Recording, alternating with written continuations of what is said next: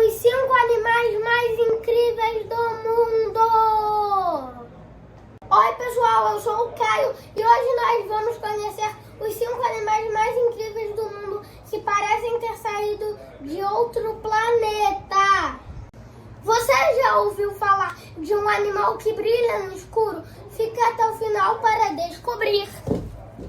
Animal 1, axolote, um anfíbio super diferente que parece estar sempre sorrindo e consegue regenerar partes do corpo, como pernas e até partes do cérebro.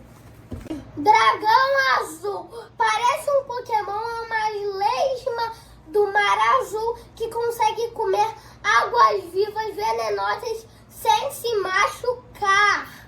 Narval, uma espécie de baleia que tem dentes gigantes que parecem chifre de unicórnio, que podem atingir até 3 metros. Tarsus, esse pequeno primata que tem olhos gigantes que brilham no escuro e consegue movimentar a cabeça, quase igual uma coruja. Lobo-guará, esse animal é brasileiro e tem pernas super longas, mesmo chamado de lobo, não é lobo de verdade.